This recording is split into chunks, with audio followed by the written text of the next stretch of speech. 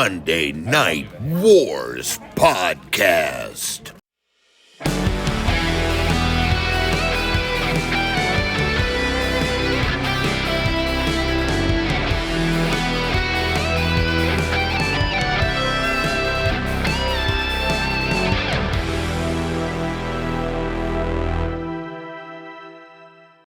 Hello and welcome to another edition of the Monday Night Wars. I didn't count that one down. I tricked Joseph. I was waiting for you to say something, and then I was going to immediately hit start. Like, see, are we going?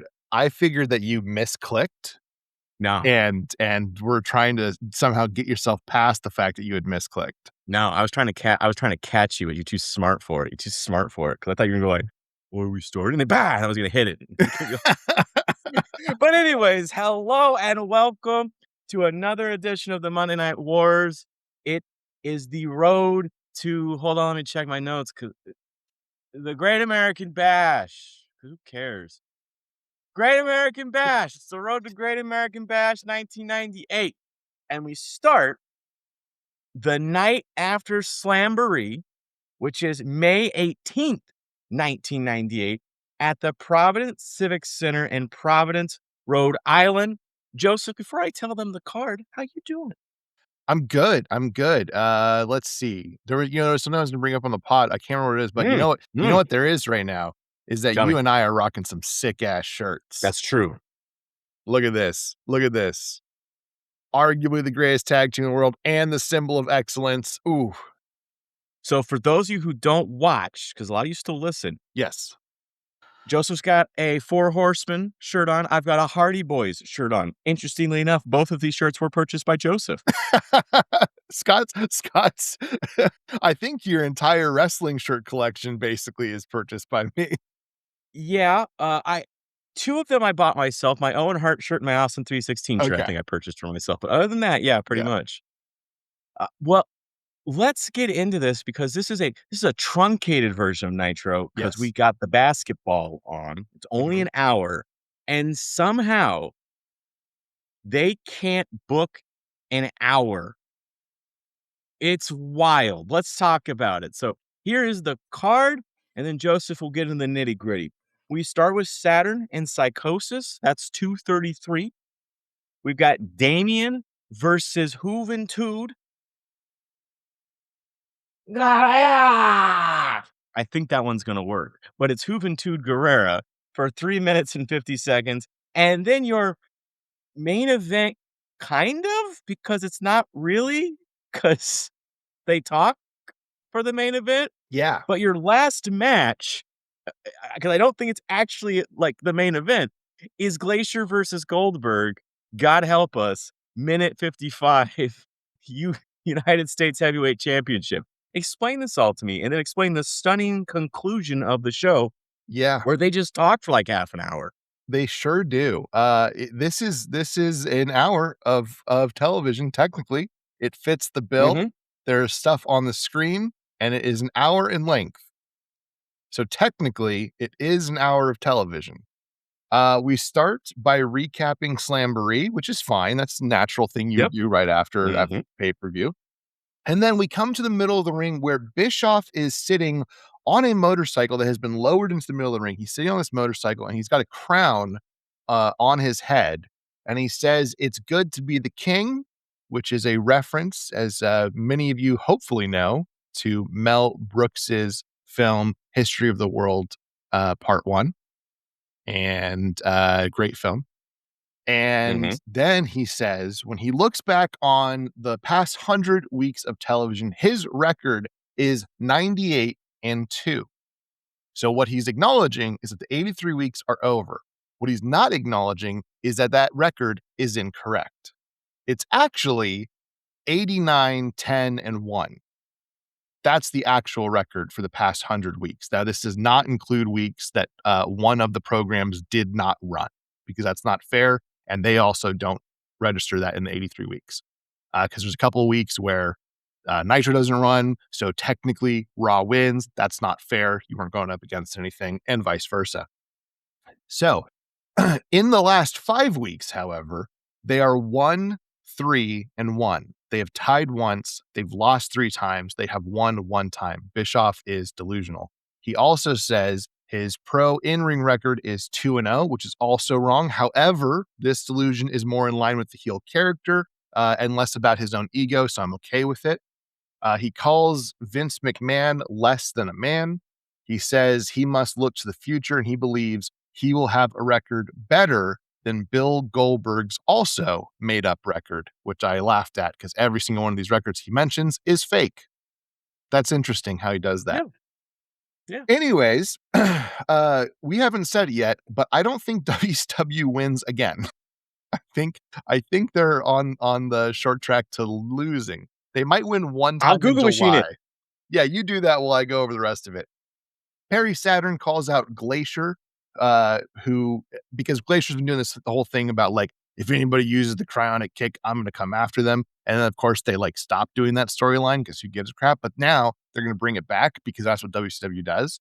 So he calls him out and he says, look, your cryonic kick is a basic sidekick.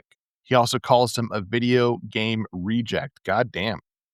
Saturn takes on Psychosis and wins with the Rings of Saturn. We recap Randy Savage versus Bret Hart at Slamboree.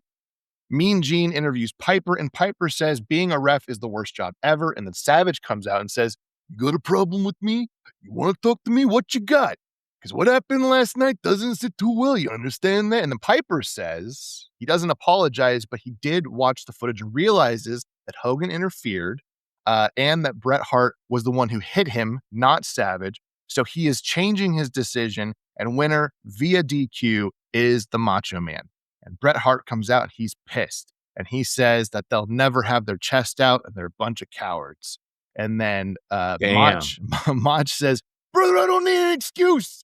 And to prove the unfinished business, to get it all done in one night, I'm inviting you down here and I'll finish what I should have done last night and I'll do it right here. Okay. Hart says he can beat them both up, but Hogan comes out and says, no, we should tag instead at the Great American Bash. This does set up a tag match at the Great American Bash, so there is some actual storytelling here. Mean Gene interviews Dean Malenko, who says that the two of them have water under the bridge, because if you remember, last time we saw Dean Malenko before he won his title back, Mean Gene said a lot of shit about him. And it was really awkward. And we talked about it on the podcast in great length. But if you want to hear about that, you guys subscribe to our Patreon because it's on the pay-per-view. Don't remember which one because we don't remember anything after we've recorded it. Anyways, that's $2 a month.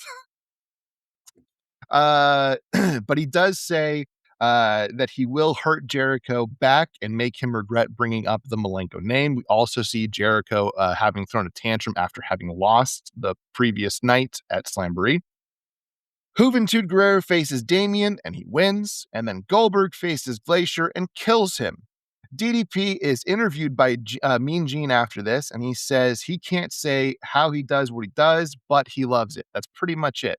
Then we have Hogan and Giant who arrive with the NWO Hollywood, and they say pretty much nothing. They just talk for a long time, except Hogan does put over Scott Hall, who, if you remember at the pay-per-view, turned on Kevin Nash and has joined NWO Hollywood in a move that makes absolutely no sense. I think the problem was they realized that NWO Wolfpac was holy crap strong and NWO Hollywood looked like shit. So they moved Scott Hall over.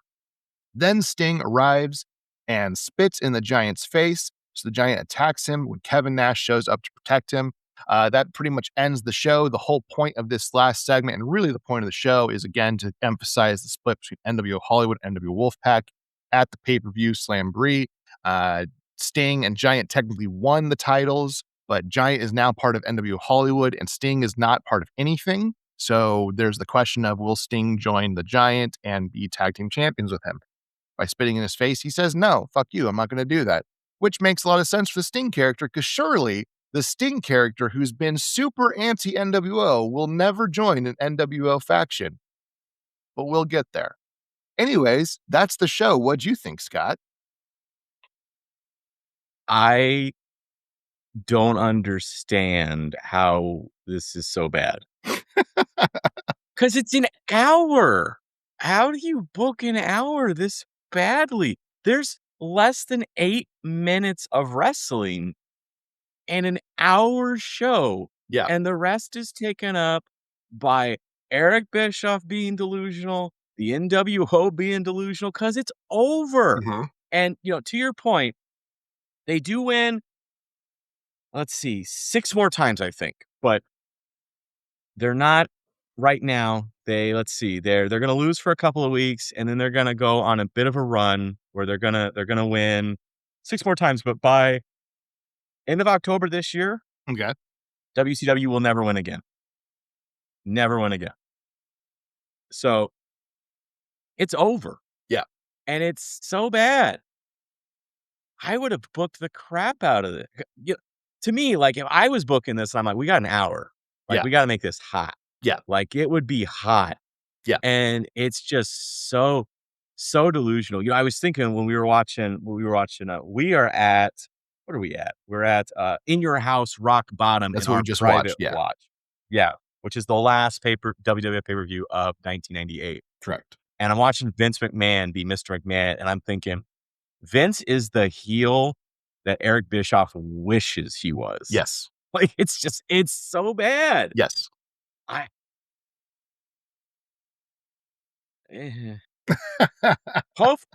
Hopefully next week is better. Let's move on, because we get more time next week. May 25th, 1998, Roberts Stadium, Evansville, Indiana. We got a stacked card tonight, so hopefully it's better. We start off with Mark Enos and Fit Finlay. I'm okay with that. WCW World Television Championship, 3 minutes 55. Saturn and Glacier, 4:15. El Dandy and Chris Jericho for a minute. Man, what's going on there? My boy La Parka versus Conan for 3:01. Kidman versus Juventud. Juventud Guerrera for 9:22. We got Guerrero Jr. versus Ultimo Dragon for 4:37. Lenny Lane is in our eyes and in our heart. Is that Penny Lane? Yes. Is Yeah. it ears? Okay. There you go. What a great joke that I almost botched. Lenny Lane versus Dean Malenko for the WCW World Cruiserweight Championship, 4:34. Goldberg, and this one looks like it might be tough for him. Goldberg versus Johnny Attitude. Yeah, absolutely. For the title. That's going to be a minute 09. I think this might be the end of the streak. A Booker T versus Chris Benoit for a number 1 contender shot for the World Television Championship. This is like I think they said this is a best of like 7. Like, they just keep doing this match. Well, they don't on this week, and then they change it next week to a best of 7. Yeah. Because they've just decided they're going to keep doing it. Yeah. And then our main event is a tag team match. And should I tell them who is on it, or do you want to surprise them? Do you want to surprise them with how hot this main event is? I mean, no, you should actually, now that I see it, you should probably hold off for a second. Yeah. Well, should I tell them who the good guys are to get them hot for it? Sure, go for it. Okay. Lex Luger and Sting in one corner versus we'll see. We will see for 6 minutes. Tell me about it, Joseph. They're gonna be so hot. They're gonna go hot. wild. Absolutely. Mhm. Yeah, it's something we haven't seen in forever. We recapped last week, and then we see that on Thunder, the Giant is a little upset about how he acted on Monday and apologized because he attacked Sting for spitting on him. But he's like, "Hey, look, we're men. Things got heated. I'm sorry about that." And then Lex Luger comes out and he calls him a liar and challenges him on Thunder. Instead, Giant offers Lex a spot in NWO Hollywood. So that's kind of nice. Then he said, "Look, we could fight, or you could just join us." Yeah. And then Lex goes, "Well, I saw what Sting did, so I'm gonna also spit in your face," and the Giant loses it. Later in the night, Giant and Luger have a match, and the Giant wins because of fake Sting, who is back. NWO Sting is back. And they now have their Sting. So that has it. And they're like not even trying to hide it anymore. They're just like, "Oh yeah, this is not really Sting," Raven, meanwhile, back on Monday, arrives with his Riot Squad and calls out Mortis, who, if you listen to the podcast on the Patreon, Mortis re-debuted, and he took off his mask. We don't know yet who he is, but we will find out. I think it's this week. Calls out Mortis and then Saturn and tells the flock he would fire the entire flock if it meant that Saturn would come back. And he even flowed DDT's Lodi.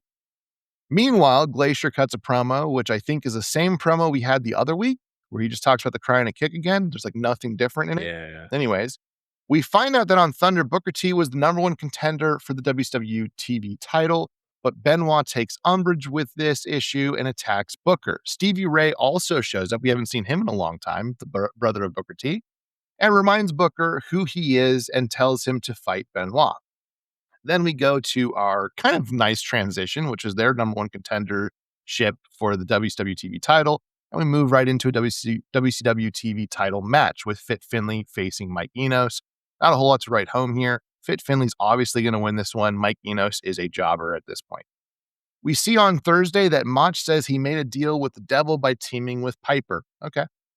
Glacier then faces Saturn, the rivalry we all wanted, and Raven comes out, but Hammer fights him off. Glacier chronic kicks Hammer on accident, and Saturn hits the Death Valley driver for the win, which I think actually ends this rivalry, which is kind of funny. I can't remember if they continue afterwards, but I don't think they do. The Giant arrives and calls out Kevin Nash and calls him scared, saying his chest will never be out. Nash comes out and says he would that's love... happening a lot. It's crazy. Nash comes out and says he would love to take out Hogan's 3 Fluff Boys. The Giant, Brian Adams, and Vincent attack Nash, and Lex Luger and Conan help Nash. Savage and Hennig eventually join as well. Commentary wants to know why Lex Luger is out there, and then Nash tosses him an NWO Wolfpac shirt. And Luger looks at it and puts it on and joins the Wolfpac. Whoa! What? And commentary correctly for once points out that Sting and Lex Luger, the newly minted NWO Wolfpac Lex Luger, are teaming later tonight. Interesting conundrum. Yeah. Chris Jericho faces El Dandy. Jericho has a sign that says conspiracy victim, and it points to himself. Jericho wins this easily and dedicates it to all the Jerichoholics who have been deprived by this conspiracy. He wants J.J. Dillon to come out, and J.J. Dillon does. Jericho points out that Dean Malenko was never on the list of participants, so how can he lose to a man that wasn't supposed to be in the match at Slamboree? It's a good point. He wants to be reinstated as Cruiserweight champion. Jericho has a point, but Dillon doesn't care. Jericho says he was at a psychological disadvantage, and Dillon says that Jericho has to show him some sort of proof that the match was incorrect, or he won't reverse the decision. But he just did that. That's literally what the whole segment was him showing the proof. Whatever. It's different. Yeah. Okay. Conan faces La Parka and he wins with a Tequila Sunrise. Mortis now has a promo. It's a vignette where he outlines his story with Raven and that Mortis is now dead, but Canyon survived, and that Raven will never see him coming and he will get to him anytime, anywhere, as anyone. So this is now Canyon. He has now shedded the Mortis gimmick, and we won't see it again, except for at the pay-per-view, because they don't know how to let things die. Anyways, Mean Gene interviews Rowdy Roddy Piper, who calls Randy Savage a Muppet and a Village People throwback, and he continues to insult Savage. Y'all are supposed to team together. This seems counterproductive. Savage comes out and points out Piper's mistake at Slamboree and tells Piper if he's nervous, then run. Piper makes more gay jokes because that's kind of what Piper just does at this time. I don't really know what this segment is accomplishing. Bret Hart then comes out, calls Savage pathetic, and says that Piper made the whole plan to deceive him all along. He's insinuating that the two of them were in cahoots, and then Piper, of course, pleads innocence, so Savage wants to fight because Savage is unhinged and doesn't believe anybody at any time, and somehow Bret Hart just saying, hey, he was in on it, works. Okay, so Piper then says, look, let's just be a team, and after we fight, at the end of the pay-per-view, if you still want a piece of me, then we can fight each other. Which seems like a fair compromise. Solid. It's reasonable. Yeah. Reasonable. After this, Kidman faces Juventud Guerrera, who wins after a lengthy match. We then recap Scott and Rick Steiner for no reason, because we're not going to see them for the rest of the next couple weeks. Eddie faces Ultimo Dragon, and Eddie wants nothing to do with Chavo Guerrero at this point. But Chavo knows the deal with Eddie, so he knows he's actually the one who's supposed to wrestle, and that Eddie will hit him, but Eddie doesn't seem to want to now.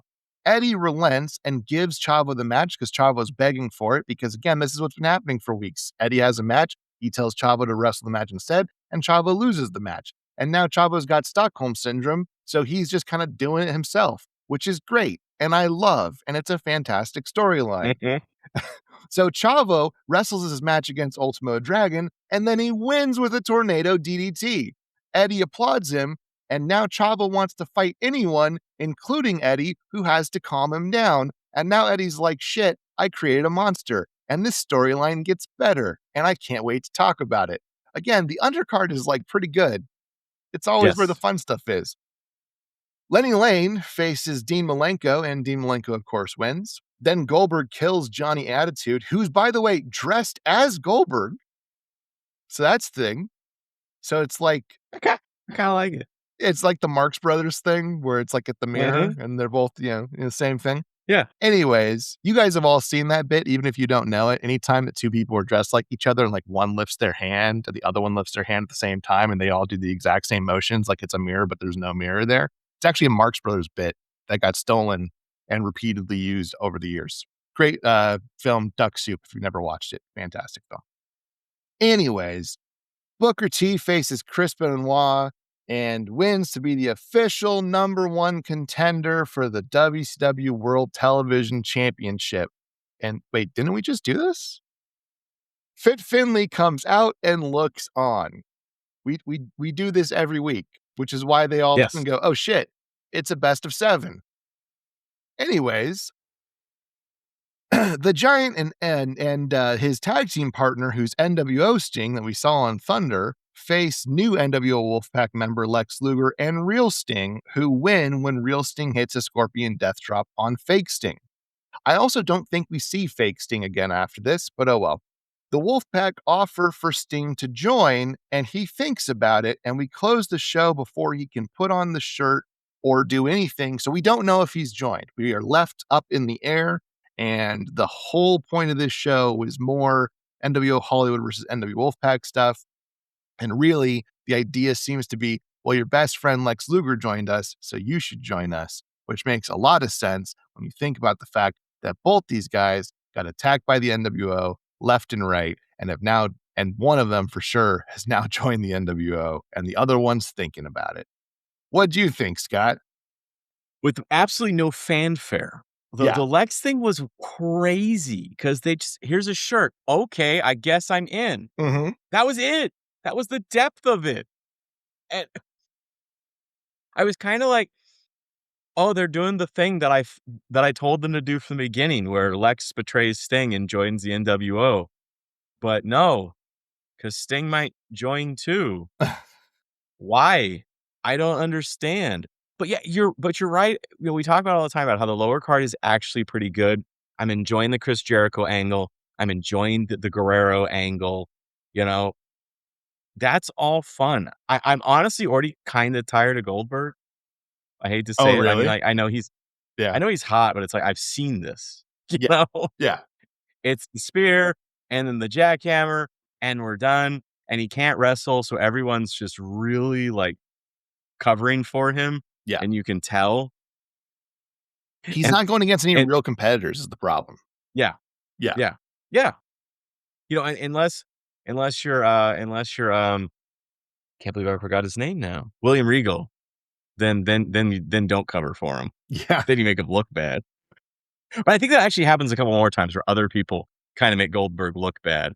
Like Bret Hart. Oh no.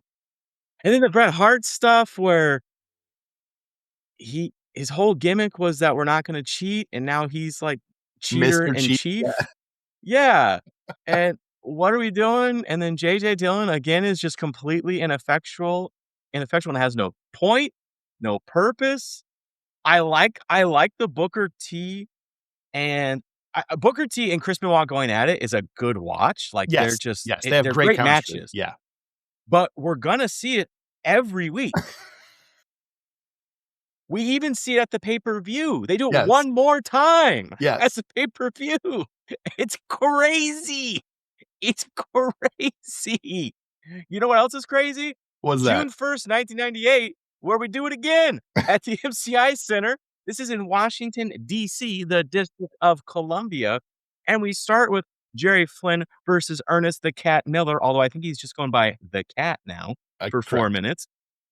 We got Raven and Saturn, because the band is back together, versus Public Enemy for 639. We got Chavo versus Alex Wright. Chavo is hot off his Goldberg-like win streak of 3 minutes and 9 seconds. Let's see if he can keep it up. We've got Lenny Lane versus Conan for 307. Poor Lenny Lane, man. He's getting paid, but Yeah. also, like, we know what's happening. We got Eddie versus Fit Finlay. This is for the WCW World Television Championship. I guess Eddie's the number one contender because we haven't decided if Booker T or Benoit are the number one contenders because they're still fighting to this Yeah. day for it. We've got Jericho versus Juventud Guerrera. Juventud Guerrera. For 5 minutes and 2 seconds. I'm doing a little quieter. I think it's gonna work if I do it a little quieter, but I will hear from our listener who only listens for Juventud Guerrera Correct. if it's long. Then we get what everyone's waiting for. We get the Booker T Chris Benoit match for the WCW World Television Title #1 contendership. This is match number 4. I started counting. This is match number 4. 8 minutes and 18 seconds. Riggs versus DDP for 1:54. Oh, I remember this now. One of my favorite Goldberg matches, La Parka versus Goldberg for 29 seconds, but it's great. La Parka is great in this. And then we've got our main event. Again, I'm trying to be better about spoiling these things. Do you want me to say it or do you want to save it? I mean, the matchup is fine. Okay. It's storyline. Kevin Nash and Lex Luger versus Hollywood Hogan and the Giant for 6 minutes and 33 seconds. Wow. The NWO has just fallen apart. It's tragic. Tell me, Joseph. First, we get a whole recap, not of last week, but instead the evolution of Sting from where he was to this point.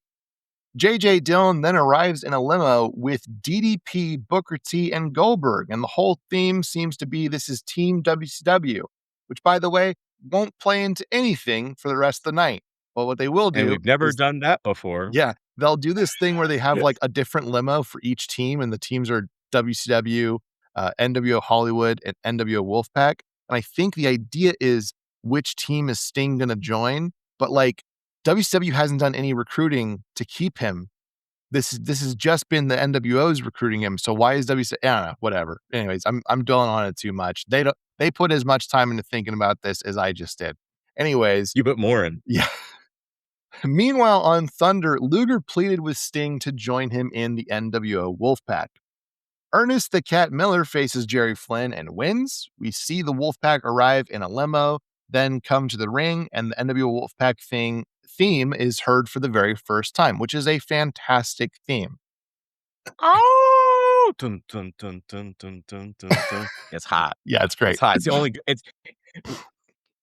that, and then another thing that we can't talk about yet because it hasn't happened are the only 2 good things about this, and we'll get there. Kevin Nash starts on the mic with a news survey about who came to see the white and black versus the red and black. Lex implores Sting to join them and announces a match, an open challenge to NWO Hollywood. And he specifically wants Hogan and Giant, but he says, look, it'll be me and Nash versus any 2 of them. It's Hogan and Giant. Like they say they want them, they get them. We then see on Thunder that Bret Hart also tried to recruit Sting. So again, and the only 2 people that are recruiting, or only 2 entities in recruiting, are Hollywood and Wolfpac. Raven and Saturn face Public Enemy, who try and put Raven through a table, but it's a WCW table, so it doesn't break. Saturn, however, Death Valley drivers Johnny Grunge, who gets pinned by Raven. Raven announces that J.J. Dillon rehired Canyon, but Raven has rehired the Flock as well, which Saturn is not happy about. And he also did another favor for Saturn by booking him in a fight against Canyon at Great American Bash. And Saturn's like, bro, neither of these things seem like favors, which is good. Alex Wright then faces Chavo Guerrero, who beats him with an STF. And Chavo attacks Alex Wright after, and Eddie has to separate them, but tells Chavo, look, the Guerreros are proud of him and that he's free. He's free. He doesn't have to be his servant anymore, and they don't have to wrestle anymore. But Chavo's like, no, I want this, because again, he's got Stockholm Syndrome, and it's great. Tony Schiavone then interviews Macho Man, but Piper's music hits, and then Savage's does. That's weird. Okay. Schiavone asks Mach about the descent that Hart created last week, but Mach says the Wolfpac is the bomb, baby. Ooh, yeah. Anyways, Mach then calls out Piper, who does come out, and Piper wants to know what Mach's problem with him is. And Mach says that Piper's decision about at the pay-per-view doesn't work for him. After their tag team match, he wants a piece of Piper, and Piper is fine with it, and this segment lasts too long. But again, we just did this last week. But it was Piper who challenged you after your guys' tag team match. Now you're just saying the same thing, except for it's Mach saying it. Okay? Just in case it wasn't clear. Yeah. Tony Schiavone interviews J.J. Dillon, I guess, about whether or not Sting is Team WCW. But again, they've made no pitch, so okay. Another limo shows up, and it's Hogan, Bischoff, Giant, and Dusty Rhodes, baby. They come to the ring. This promo is also about Sting joining them. This is just recurring through the night. Conan faces Lenny Lane and wins. Hennig cuts a promo with Rick Rude where Hennig challenges Goldberg at the Great American Bash. But they also call Conan to the ring, and he has a proposition for him and says, look, I can't wrestle for the next 10 days. I have a bad ankle. It's actually bad. I can't wrestle. Can you wrestle my matches for me to get me to Great American Bash and I can have my match against Goldberg? And Conan's like, yeah, dude, we're Wolfpac. Of course I'll do that for you. And that's beautiful. That's really beautiful. Yeah, that really is. That really is. Good guy Conan, man. Team player. Doesn't have legs anymore. Yeah. That's crazy, right? Them. Yeah. That's nuts. Yeah. Didn't that happen to, Buff Bagwell lost a leg. Yeah. What is happening with these guys? Is it the drugs? I don't know. I think Conan has more to do with diabetes. I don't want to speak out of turn. Yeah, that's fair. But I think that's what it is. I could be wrong. If you know, though, feel free to let us know. I'll Google it while you're talking. We'll get to the bottom of it, man.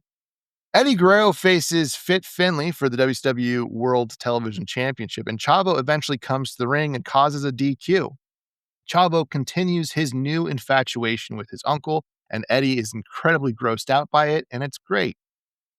Jericho, meanwhile, Chris Jericho, is at the Senate and believes that they are in the conspiracy with J.J. Dillon against him. He leaves a message for Supreme Court Justice Clarence Thomas.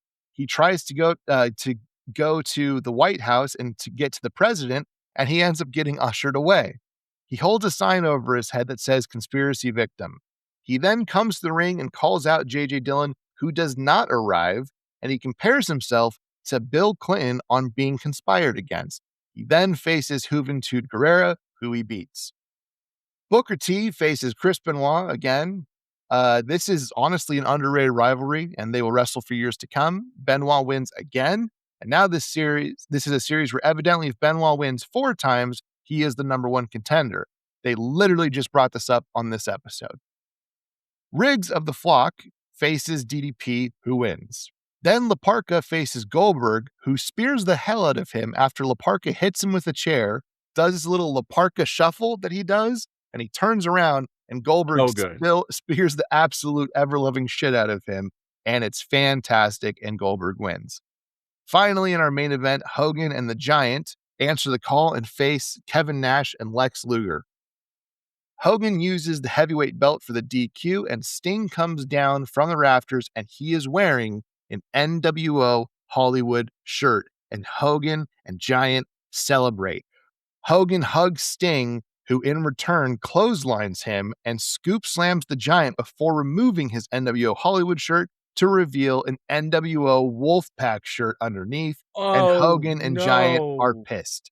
Two things here are true. One, I love Wolfpac Sting because I love the look. Two, That's it. it makes no sense that he joins any version of the NWO. That's it. That's the two good things about the Wolfpac split is we get that baller theme song and we get Wolfpac Sting with the red paint because it looks great. But why? Yes, But why? it makes no sense at all. It sells action figures, it sells merchandise. It makes no sense beyond that.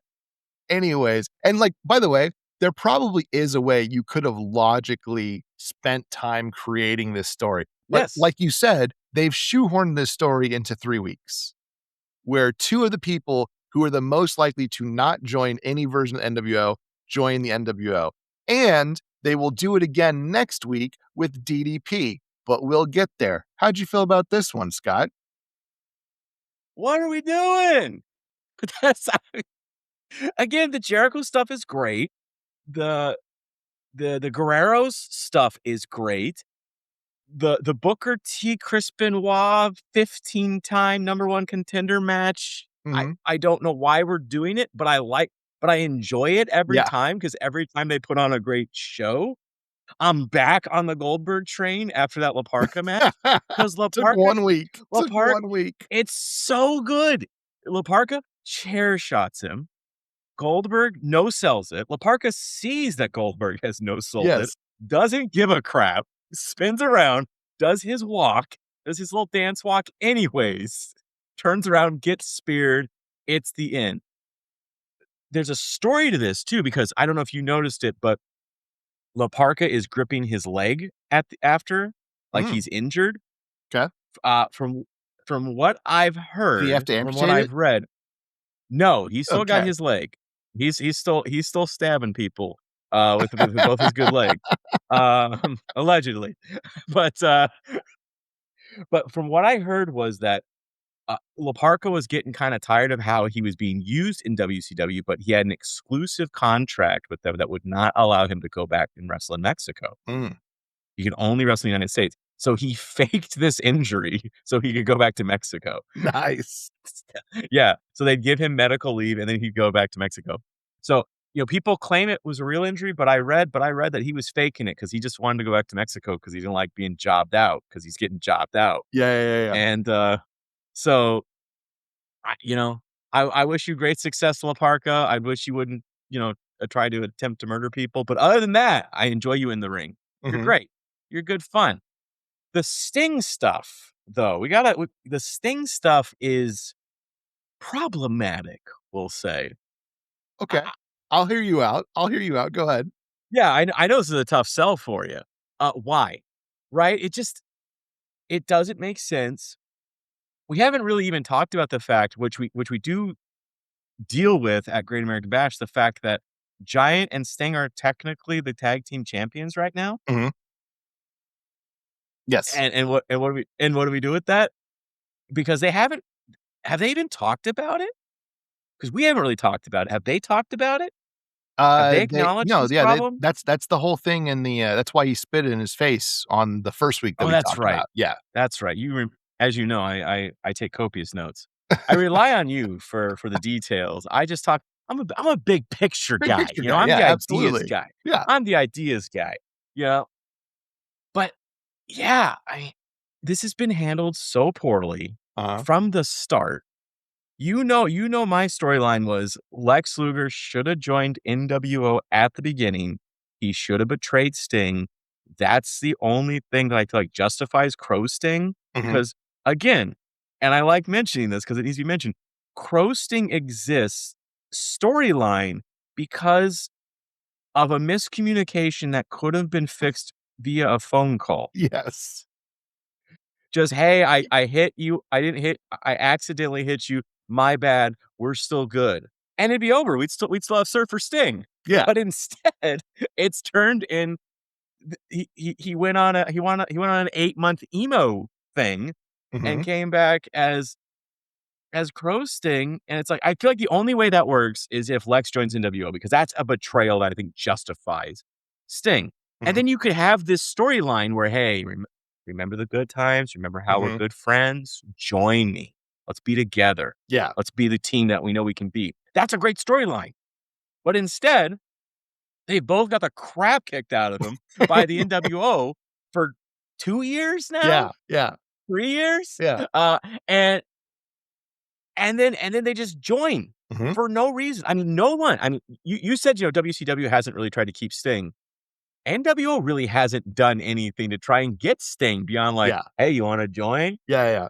You want to join? Like, they're not sending him bouquets of flowers or doing anything They're not good whining for and him. dining him. Yeah, for sure. Yeah, they're not.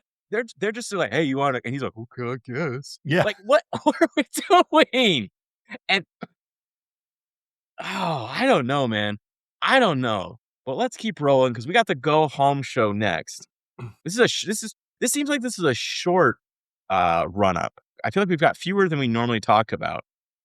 Well, it's 4 weeks, which is pretty standard. The problem is all the matches are like Mike Enos versus somebody who's obviously going to win. That's ridiculous. Let's talk about I don't buy that. Let's talk about June 8th, 1998, the Palace of Auburn Hills in Auburn Hills, Michigan. Let's talk about this card. We start off with Yuji Nagata versus Jerry Flynn. Oh, okay. Yeah, no, I see what you're saying. 4 minutes, 12 seconds. And then we've got Horace and Reese versus Van Hammer. I'm not even going to do it this time because I don't know what's going on here. Juventud Guerrera. Why? Why? I'm offended by this. 8 minutes, 4 seconds. Why? Then we get Eddie Guerrero. WCW has absolutely willed the Juventud Guerrera out of you. It's just they're sucking the air out of the room with these bad matchups. Then we got Eddie Guerrero versus Scott Putski. Okay. I think I know what's going to happen there. Yeah. I mean, I do know because I watched it. But I just looking at it, I think I know. 8 minutes, 4 seconds. We've got a WCW World Television Title #1 contendership best of 7 series match. Booker T and Chris Benoit. So the card on Pro Wrestling Wiki tells me that this is match 6. But if you remember, on the previous Nitro, I said it was match 4. Which means they had to have done one of Thunder. Yeah. Yeah, which means they wrestled this 3 nights in a row. What are we doing? 11 minutes, 14 seconds. Then we get Fit Finley versus Norman Smiley. You're making points. You're making points here. Okay? You're making points. And then we get Dean Malenko in the Cruiserweight title match versus Disco Inferno. Break his neck, Dean. I can say it for Dean. 2 minutes and 22 seconds.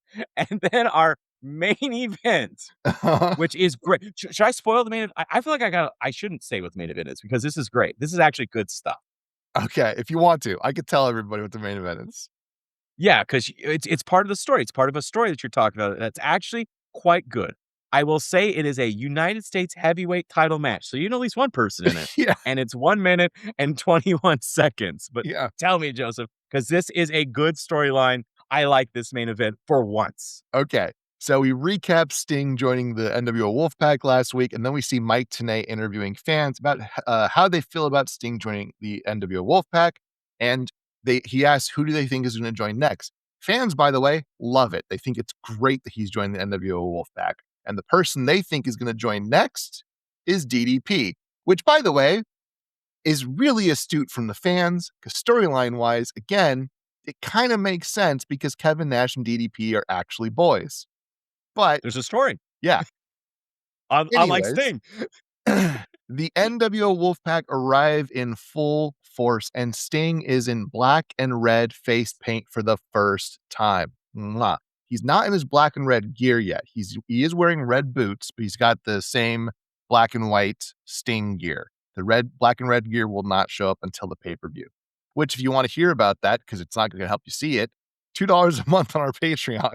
If you want to hear me describe his black and red gear. Mm-hmm. Anyways, Kevin Nash implores DDP to also join the NWO Wolfpac as they are old friends. Hogan and Rodman are in the crowd, and Hogan's voice is hoarse as hell, and he cuts a god-awful promo. After this, Conan asks J.J. Dillon if he is going to stand by with the NWO Hollywood, and J.J. Dillon says, and one of the few times I agree with J.J. Dillon, this seems like it's your problem. Which is true, because the NWO have terrorized WCW this entire time. Y'all getting your own freaking... This is your shit. So I agree with it. So K-Dog says, fine, then don't get mad when we take care of it, which also I agree with K-Dog. So it's a good segment for everybody involved. Jerry Flynn... It makes sense. Yeah. Jerry Flynn faces Yuji Nagata, who wins. Then Tony Schiavone interviews Chris Jericho. By the way, I looked it up. He's not like fired, or his contract didn't seem to run out or anything, but Mean Gene seems to be on a vacation this week and through the pay-per-view. He's not around. So anyways, yeah. Tony Schiavone interviews Chris Jericho. Jericho says that he has a letter from Ted Turner himself after he told him about the conspiracy. And he reads the letter where Ted Turner decides, after reviewing the tapes, he believes that Dean Malenko should not be champion. And Jericho's super happy, but he keeps reading. However, Jericho's whining and complaining sickens him, so he's sticking with it, and Jericho is crying by the end of the letter, and it's so good. Chris Jericho is just the best. We then see, at Thunder, Lex says that he and DDP would be tag team champions, and that he thinks that he will join the NWO Wolfpac, and later in the night, DDP and Lex actually have a tag match where they do win. However, J.J. Dillon nixed this because Giant had a tag team partner who was not Sting. So technically, he cannot. They weren't doing Freebird rules. So you can't. We don't just do that, have, WCW. Yeah. WCW Except created it, but we ain't doing it. Actually, WCW didn't create it. I think it was WCCW. But anyways, regardless, they ain't but doing they've done it. They have did done it for the yes. Outsiders. They did it with the Outsiders when Scott Hall disappeared. Yeah. So like we do it, but we don't, I guess. Yeah, absolutely. So back to Monday.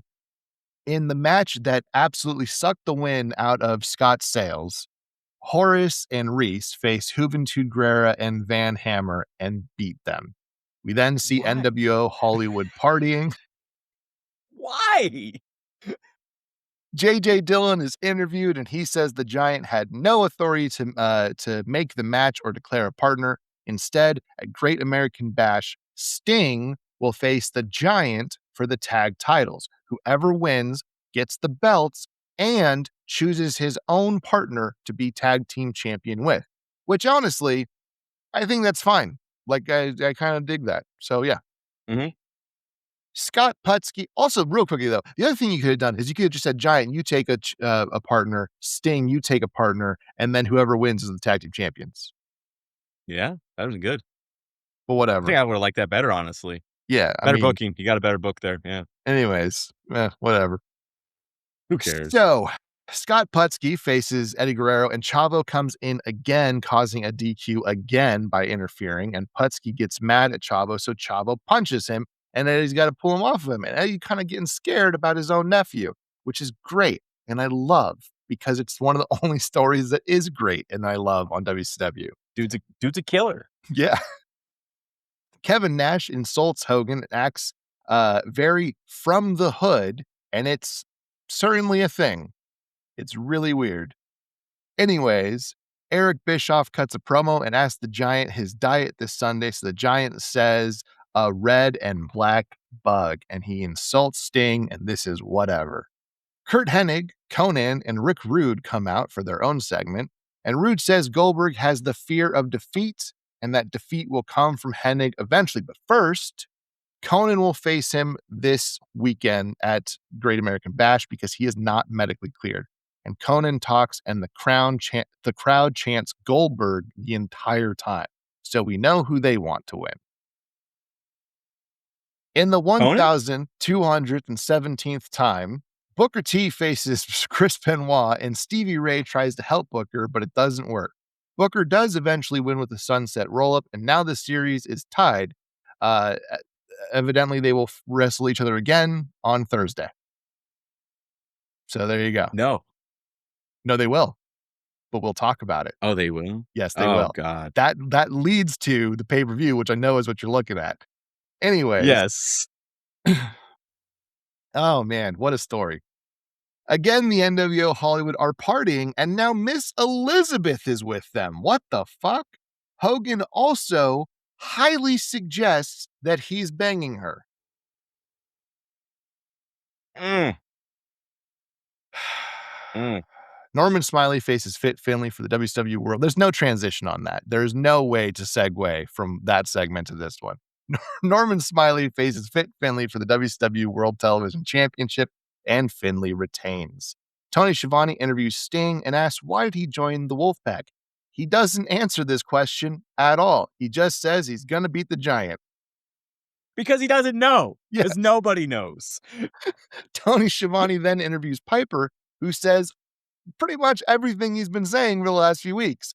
Mach eventually comes out and says he isn't having a good day, presumably because of the Miss Elizabeth thing. The two agree they will beat the tag team of Bret Hart and Hogan, but maybe they should fight tonight instead of at the pay-per-view. Then Hogan shows up and this is no joke, he's gifting Miss Elizabeth, who he is presumably banging the crap out of, to Eric Bischoff, who kisses her and is married, and this is gross, which is also not above Hogan, who is definitely a fan of wife swap. Anyways, that's not alleged. That is absolutely true. We have documentation. I wasn't going to say alleged. I was actually going to back you up on this, that it's not alleged because we got video. Yes. Because we got it on video. Mach says he got over Elizabeth a long time ago, but he will never get over Hogan, and he isn't over Piper, so he attacks Piper, which is just what a great tag team to be going into the pay-per-view. We then recap the Jericho-Malenko kerfuffle. They don't do anything with this, they just recap it. Disco Inferno takes on Dean Malenko, who kills him, and the world was a better place. More NWO Hollywood partying, and then in our main event for the WCW United States Heavyweight Championship, Goldberg defends his title against Chavo Guerrero Jr. Yes, the killer. I would have loved. This is stupid, and they should not do this. This is one of those rare times when my booking is a horrible idea. But it would have been hilarious if Chavo beat the holy hell out of Goldberg. Because he's just got this new angle. Eddie, what I would have done, Eddie has to go against the guy who just beat the shit out of Goldberg. I would have done it so that Chavo was on a bit of a win streak himself. You know, after he kind of has lost his mind that he's won his next couple of matches, and he's just kind of high on his own supply, right? Yeah. He's got this Stockholm syndrome. He's kind of high on his own supply. And then he gets wrecked by Goldberg, which I think would be funny. But he is still kind of like that, where he's got this weird Stockholm syndrome thing. Tell me about it, though, because it's great. I enjoyed this. Goldberg kills him. He's going to win this match. What I would have actually done, what would have made sense is if Goldberg speared the hell out of him, pinned him 1, 2, 3, Chavo's knocked out, Eddie goes to check on him, and then Chavo springs up and is ready to fight and starts swinging. That would have been great. Anyways, we then get to the NWO Wolfpac, who come out to recruit DDP. Diamond Dallas Page comes out, and Schiavone joins him. He can't believe how much talent is on NWO Wolfpac, which, again, we talked about. NWO Hollywood sucks, and NWO Wolfpac has all the talent. NWO Hollywood's literally Hogan and Hall. Okay. Anyways, Rodman and Hogan attack DDP with steel chairs, and the Wolfpac just watch for a minute before chasing them off. And the show closes. This will not play into tomorrow or into the pay-per-view, by the way. They're just going to kind of let that lie. So we'll see after the pay-per-view if they go into this storyline. I feel like I've spent, let's see, we're at 53 minutes here, about to be 54 minutes. I feel like I've spent about 54 minutes talking about the exact same show 4 times. Well, as I told you before we got started on this episode, I pulled up my Great American Bash notes, and I was confused because I thought we'd already talked about it. Yeah. Because Yeah. it seemed like the same thing that we've already talked about. And then I realized I don't have Bash of the Beach notes. So this must be it or we're in trouble. Mhm. And sure enough, this is it. Well, the Rodman thing, I think this is when isn't this when he skips out on practice and gets in trouble? Isn't this the night that happens? I think this is the one. Because NBA No, because Finals. is that the finals? I thought that was during the season. Mm, I think it's during the season because okay. he's gone for quite a few days, and they have to go to Yeah. Vegas to find him. That's during the season. You're talking about the Last Dance documentary, which if you've never seen the Last Dance documentary, it's fucking phenomenal. It's fantastic. Yeah. Because he kind of notorious. At some point, he kind of notoriously just skips out on practice on the finals, and they're not happy about it. And Yeah. he goes to WCW, but he's here, and it doesn't do anything because it will lead to something, but not at Great American Bash. That's Bash at the Beach. Can't wait to talk about the main event for Bash at the Beach. You know what I'm talking about. Oh, God help us. But Oh man. yeah, I think the bigger thing here is this is the go home show. Why? I feel like last week was more of a go home show than this one. I agree. Sting joining the Wolfpac was huge. That's how you should have ended it. Yeah. Like, I'm in now. What? You could have used DDP getting attacked as the catalyst for Sting joining. Yeah. Yeah. That would have been hot. People, again, maybe the math, maybe the economics for WCW is different, because WWF is a wrestling company with a TV show, and WCW is a TV show with a wrestling company. So maybe there's a bit of a different dynamic because at WWF, the point is to sell tickets and buys to the pay-per-view because that's where we make our money. Yeah. Maybe that's not And maybe to that's sell not out maybe that's arenas. not yeah. Yeah. Maybe that's not WCW's game, right? Because they give out free tickets and all that kind of stuff. Maybe it's just good ratings on TV because that's what's bringing in the money for them. Because they're they're owned by a television network. Yes. Right. So maybe that's different. Maybe the economics are just different, and so I'm thinking about this the wrong way. But if you're coming at it from a getting people to buy the pay-per-view, isn't ending the night with Sting joining Wolfpac what's going to sell you tickets, right? Which is going to sell you buys. I want to see where this goes at the pay-per-view. Right. But we've already done it. Yeah. Yeah. We did a week ago. Well, and as you know, WCW would never take the thing that should be on a pay-per-view and give it away for free. Never. It's just like, I'm not excited for the pay-per-view after what I've just seen. I'm not excited for it, but we'll talk about it. So our friend Ben, who joined us last night for our private watch, before you popped on, he was telling me that. So he's about 40-ish episodes behind this one. And he's about 40 to 50 weeks into the 83 weeks. And he said, man, he goes, I've heard about the 83 weeks. It's been mentioned. He's not a big wrestling guy, so a lot of his information is kind of secondhand from us and stuff. And he said that, he's aware of it. He obviously heard us building up to the 83 weeks, starting the 83 weeks, how hot WCW was. And he's about dead center, just over the hill of dead center.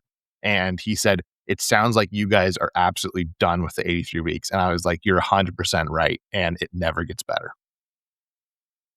Yeah. The only reason that WCW, I think, is successful for so long is how bad WWF is for quite a while. Yeah. Their whole early 90s through 96 were so bad.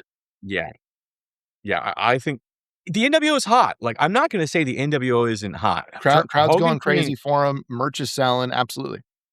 Hogan turning heel is one of the most impactful events in wrestling history. I'm not going to say none of that is true. They just don't. It gets boring so fast because the guys at the top won't let them do anything creative with it. Mm-hmm.